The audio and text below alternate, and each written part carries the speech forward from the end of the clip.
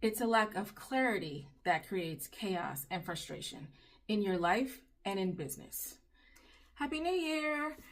And as everybody talks about what they want to do differently, how they're going to change things going forward, I truly believe that, as I've mentioned before, everything starts in your mind. So you can set as many goals and changes and ideas that you want to accomplish this year as you want. However, if your mind is not clear on who you are and what you want, none of those things will actually work out. You'll end up going in the wrong direction, thinking it's a goal for you, but in fact, it's a goal for someone else.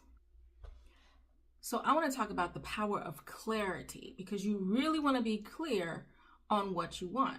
And so I'm bringing back Old Faithful, Success is Inevitable, and talking about the power of clarity, where it states, it's a lack of clarity that creates chaos and frustration. Those emotions are poison to any living goal. Lack of clarity creates chaos. That was Steve Maraball. The third step to creating a successful life is to know exactly what you want. In this book, the first two steps are responsibility and belief. In his excellent book, High Performance Habits, Brendon Burchard identifies seeking clarity as one of the 6 fundamental habits used by high achievers. It sounds obvious, but you cannot fulfill a vision you don't have. Most people achieve mediocre results simply because they don't really know what they want. These people wake up every day with no clear objective. They have no goal for the year, neither do they have a specific vision for each area of their lives.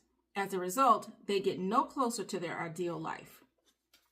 And again, their vision or goal is pretty much 9 times out of 10 based on what someone else has or what someone else created their vision for them to be. And he mentioned Brendon Burchard's book, and I have that book also. And it's very detailed. But when I went through Brendon Burchard's clarity exercise, oh my goodness, it makes you really think about who you are, what you really want in life. And he has this whole life assessment that you can do to kind of grade yourself to see where you are and where you want to be. And I will link that worksheet below so that you can do that for yourself. Brendon Burchard is awesome for high achievers, but his clarity exercise is great for anybody to get clear on actually what they really want out of life in every area. But why wander through life hoping for success when you can decide exactly what you want and take positive daily action to make your vision a reality? Positive daily action. Not thinking about it, action. Remember, you can use your imagination to design your life you want, and this is what differentiates you from any other living thing on earth. Creating a clear picture of your ideal future is critical. You must seek clarity to design a better future. You must work on refining your vision continuously by asking yourself, what do I really want? And when I first did that clarity exercise of Brendon Burchard's years ago, I have done it over and over again. I've probably done it another 2 or 3 times, because as you change and evolve and grow, your vision and things you want will change and evolve. You might realize you thought you wanted something, and then as you go through that and take those actions to get that thing, you realize that's not really what you wanted at all. It might be something similar or something related, but going through that exercise, you're not going to go through it once. You're going to have to repeat the clarity to make sure that it's aligning with what you want continuously, because those things will change. Once you have determined your life goal, it becomes easier to focus your time, effort, and resources on the desired outcome. Instead of being all over the place, you will be able to zero in on your vision and act with laser sharp focus. This, in turn, will stop you wasting time on trivial tasks and will significantly increase your performance and improve your ultimate chance of success. I'm just going through some of my highlights. I'm not going to read the whole thing. I have a lot of highlights, as you guys know. Know who you are and what you want from life. Defining what you want. Career, mission, family, finance, health, personal growth, relationship, spirituality. And again, who are you? Do you really know who you are based on your goals and your preferences, not what society or family or teachers or anyone else has ingrained in your mind about who you should be? The importance of self-awareness. Cultivating self-awareness, defined as the ability to learn about yourself every day and self-reflect, is essential to help you identify who you are and what you want. It is difficult to live a great life without true self-awareness. I see so many people that are just miserable because they're not their true, authentic selves. Mainly fear of rejection or fear of what others will think about them. And it's sad. While you may have a seemingly successful career, without self-awareness, you run the risk of living an unfulfilled life that fails to reflect your core values or personality. Here are some examples of what self-awareness encompasses. Being able to identify your core values and live by them. Knowing your weaknesses. Understanding your core beliefs and the way they affect your behaviors and actions. Identifying the recurrent thought patterns that prevent you from reaching your potential. There's something in your mind that's keeping you stuck where you are. Identify your zone of genius, i.e., what you're doing better than anybody else. Like what comes naturally to you that you don't even have to try. And other people have a lot of challenges trying to do that thing. That's potentially your zone of genius. And you might think it's simple. However, if other people have trouble with that area, then that is a zone of genius for you. I've had people say, oh, you're so smart. And I'm like, everybody's smart. Everybody has knowledge in certain areas. Everybody has talents in certain areas.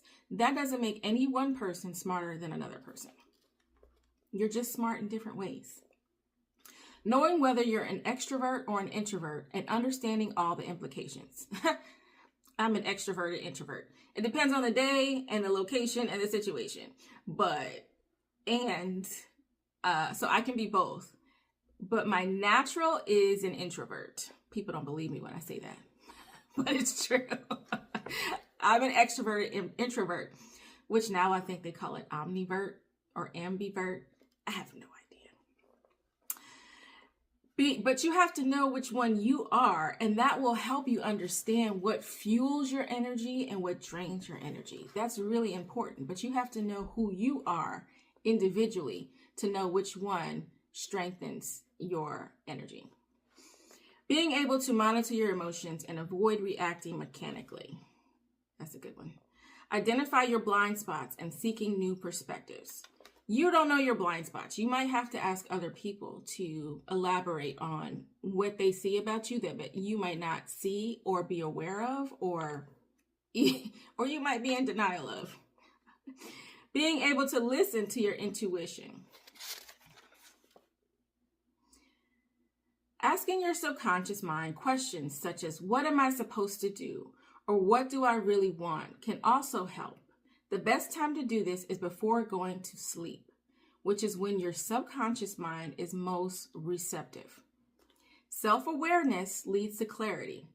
Realize that the cultivation of self-awareness is an ongoing process. Again, as you grow and change and evolve, you have to reevaluate your self-awareness and what you know about yourself to be true.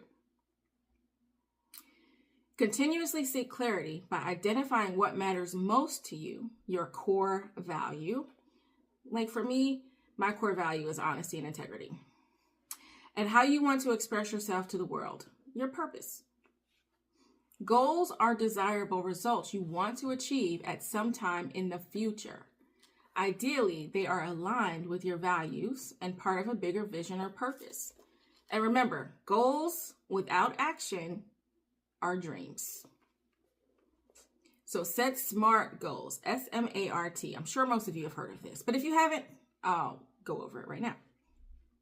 SMART goals, specific is the S. What exactly do you want? What are you trying to achieve? M, measurable. Can you assess the progress toward your goal easily? How will you know whether you've achieved it? A, achievable. Is the goal achievable? Is the time frame realistic? Can you put in the effort required despite your other responsibilities? Like, you don't want to set a goal so high that you can't achieve it. Relevant. Is the goal in line with your core values? Does it excite you? Time bound. Does your goal have a clear deadline? So here's an example of a SMART goal. I will complete 8 books by December 31st, 2026. Is it specific? Yes. I have to write 8 books within 12 months. Is it measurable? Yes. I can break down my goal into 8 6-week-long milestones and make it easy to assess whether I'm on track. Is it achievable? Yes. You can really read 8 books in 12 months if you really want to. That's less than 1 book a month. Is it relevant? You have to determine. I think reading books is relevant no matter what you're doing in life, because there's books on every subject, every topic. So yes, reading is relevant no matter what you're doing or what your goals are. Is it time bound? Yes, there's a clear deadline, which is December 31st, 2026. So no matter how big your goal is, you can always break it down into smaller tasks. A yearly goal can be broken down into a 90-day goal, a monthly goal, a weekly goal, and even a daily goal. So your action step for this week is to do the clarity exercise from Brendon Burchard. I'm going to link that below in the description. And then from there, set one SMART goal that you can accomplish. And it doesn't have to be this year. What you set the deadline however you feel that you can achieve it. Just remember, you want it to be a SMART goal. So let's start this year off great with clarity. And hopefully you found this helpful. If you found it helpful, please share it with someone else, like this video, and I will see you on the next one.